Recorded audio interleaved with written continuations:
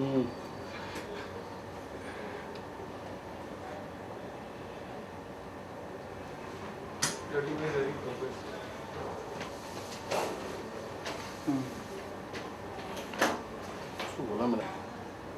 Good evening and thank you for joining our webinar. First of all, I'll give a short introduction about Next Advisors. Next Advisors was started with a vision to help IFAs grow the business. We want to leverage technology, tools, and knowledge to help IFAs achieve their objectives. So, we first started with an online platform for mutual fund which retains the brand identity, and hence, this is the only platform in India which does that, where you get the direct relationship with the manufacturers, and hence the customers always see your name in the account statement and you get the full commissions.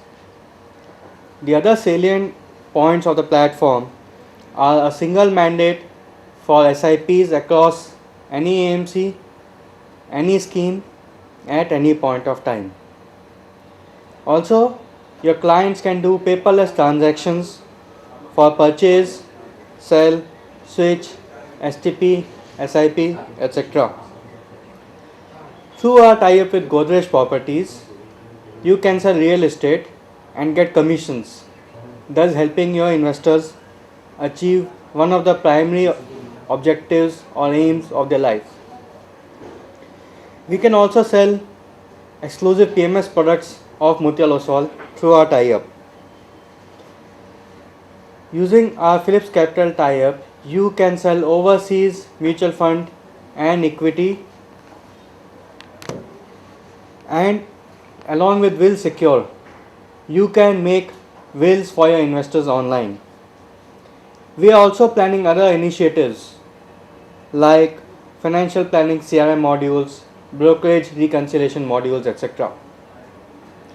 Now, this webinar is one of the initiatives of Next Advisors for sharing the knowledge and insights about the market, industry, the regulatory perspective, and how an IFA should leverage himself in the changing environments. For this, I would like to introduce Mr. Sandesh Kirkire. As we all know, Mr. Sandesh Kirkire is the Vice Chairman of AMFI India. He is a mechanical engineer and holds a master's degree from Jamnalal Bajar Institute of Management Studies. Mr. Kirkire joined Kotak Mahindra Group in 1994. He has over 22 years of experience in financial services spanning corporate finance, investment banking, and he joined Kotak Mahindra Asset Management Company in 1999 as Chief Investment Officer of Debt and was appointed as a Chief Executive Officer in 2005. I would now request Mr. Sandesh Kirkire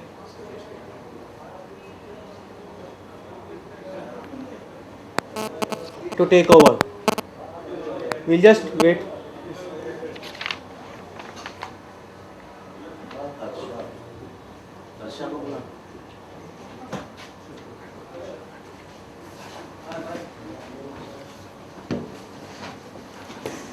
I have to speak into this. Yeah, You'll start. yeah, you can start your life. Good evening, friends. This is Sandesh Kirkire from Kotak Mutual Fund. Thank you for this opportunity. I think it's a great time to talk, primarily because we are right at the end of 2013, and as usual, markets have surprised all of us. Last 2 years.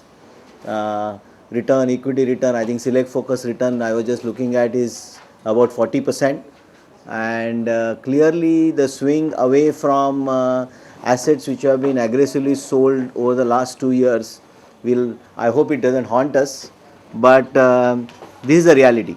I think in my talk today, I would like to cover our views on the broad economy, uh, uh, different types of markets, be it equity, gold, or debt, and then we'll have a detailed presentation with our CIO Harsha. To begin with, as far as the broad economy is concerned, clearly we are seeing some green shoots, but we are still struggling between 4.5 to 5.5% growth rate as far as current year is concerned.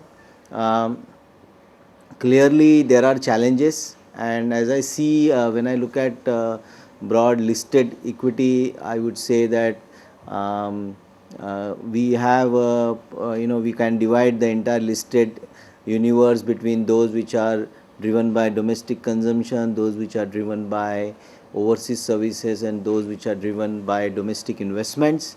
And as you know, clearly the investment or the entire capex cycle has collapsed, and hence the overall creation of new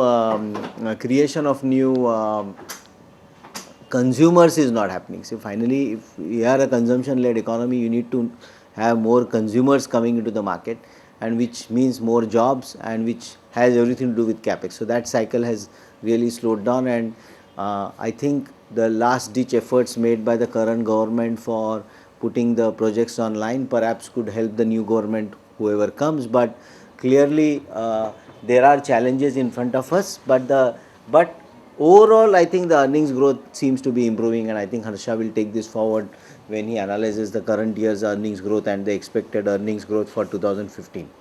As far as calendar 2013 is concerned, we have gone through a lot of interesting things. I think biggest thing which really happened was the attack on our currency, and the way our currency was going, it was as if we have become a banana republic.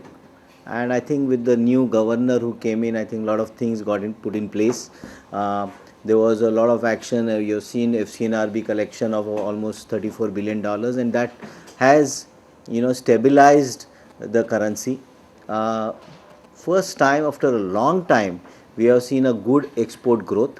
And remember, this export growth is happening in a period whereby we are not exporting natural resources. In the past, all our export growth was driven by significant mining kind of exports, and as you know, the entire mining scams, we have actually dropped the entire natural resource exports. But in spite of that, we have seen this kind of a growth, and which is very healthy, which means that rupee, which was at 45, 50, 55 levels for a long period, was not making our exporters products competitive. Remember, it's all about productivity. And finally, if doing business is difficult, it all gets added to the cost. Doing business means the kind of intervention which could be there, which could be bureaucratic intervention, it could be non availability of power, and all those things finally add to the cost. And hence perhaps the nation has to pay with a lower currency. And today, when you are talking about you being able to reasonably, I mean, textiles could be an example. I read somewhere that in fact there is a power shortage in Tirupur, when Tirupur was almost closed 1.5 years back. So we have seen a lot of positivity happening on that side of economy, which is why you are seeing trade deficit coming down, which is why we are seeing current account deficit coming down, and we are now on a reasonably good wicket as far as the current in terms of total foreign exchange reserves that we have, and in terms of the entire current account deficit that we are carrying. The issue is in this entire process of protecting your currency, we ended up increasing interest rates, and which is the only logical way how the entire interest rates are used to fight currency volatility. I think now this entire new thought process which is at RBI, which is started looking aggressively at CPI against pure WPI, which is what was used in the past for lack of data. I think we have to get adjusted to this new reality. uh, Globally anyway, everybody looks at CPI. We were not looking because we did not have quality data. But the fact is, our CPI core, which is excluding food and fuel, WPI core excluding food and fuel, is not really so much of a concern. So essentially, it's really I would say farm goods, agriculture goods, which actually went through the roof. The onion, the way how onion prices have reacted, whereby with no significant rise in demand or no significant fall in supply, the price had grown by over 100%, and today at 90-95 rupees of kg, the same onion is now upward lower than even perhaps 30 rupees. So where I'm coming is essentially there is only limited thing that the RBI can do to manage inflation on the consumer side, and hence perhaps they were a bit more concerned and not very confident of increasing interest rates in spite of a large rise in consumer price inflation, wanting to wait for a few more for more data. And I think in the next few months their assessment is the you may actually see a drop in food inflation, and hence perhaps there is a case for us to drop interest rates. One thing is clear in my mind, which is you have to move from the current levels of 4.5-5% growth to your potential growth of perhaps 7-8%. Now the reason why I need to grow also is not only because of potential, but we need to appreciate that even at 4.5-5.5 range, we are still second or third fastest growing economy in the world, but we also happen to be the one of the poorest nation on earth.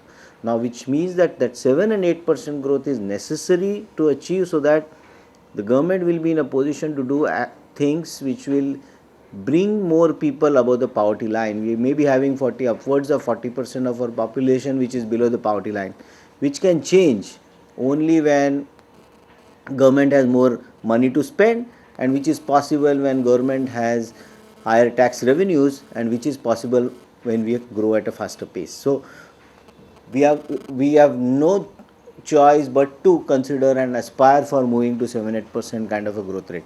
But I am also sure that we can't move from the current levels to that level till we are able to bring in some degree of drop in interest rates at the current levels of yields. Certainly we can't really move to a 7-8% growth rate. So it all finally boils down to we attacking inflation. And I think what RBI is doing is RBI will not let the interest rates down till inflation comes under control. And my assessment is it will take anywhere between 2 to 4 quarters for us to do that. But we seem to be closer to the peak of interest rate cycle is what our assessment is. Going forward, at best a policy rate move of 25 basis point upward, which was expected now, may happen, but I think that's the end of it. And I think we believe that in the next 12 months, 6 to 12 months, we will see that softening interest rate environment. So I think clearly from the products that have been sold, I think we have aggressively sold fixed income over the last I think beginning perhaps January February 2012 right up to June 2013. I think there is a pain point there, and clearly this reminds me again of the same period of 2005 to 2007, when huge equity was sold. When I mean I just you will at the back of the envelope calculation will tell you that if you were at 50% asset allocation in equities in 2005, in 2007-8 it would have been 80%, and we were selling aggressively equity then.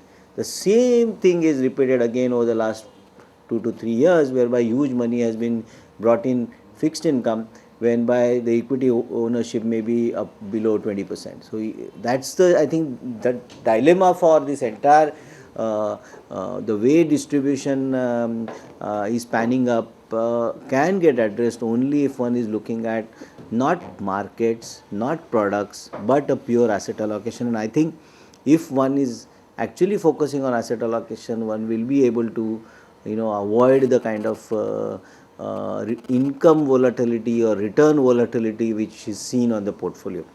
Clearly in the last 2 years it was equity markets were at lower than the long term average, but nobody was willing to touch. And my only concern is we should not end up getting the same kind of flows at 25 or 30,000 index, because at that time one will start looking at even at the kind of earnings that one is looking at going forward, even then at 25 to 30,000, one will say that okay, market is not very expensive. It's not, and let me tell you, when we show you with the presentation, you'll realize that the variance between the entire valuation is so enormous. In fact, at current levels of market are perhaps 40% of cheaper than what they have seen in 2000, in the last peak of 2007 or 8. But it's just that somewhere the market continues to look at the nominal number rather than the valuation, and which is where the issue is. So combination of this lack of looking at valuation and you're moving away from one asset class in totality. Just look at it today. Gold is not going anywhere. Gold has broken the psychological $1,200 barrier. I read somewhere that actually Warren Buffett made a statement that he will not touch gold even at $800. Now, rupee is stabilized. Going forward, last 1 year, the worst performing asset is gold. Real estate is not going anywhere. Whatever people investments that are there, I think now is gone. Real estate has gone into the time correction mode, which typically happens whereby 3 to 5 years assets don't move, prices don't move, and you are desperate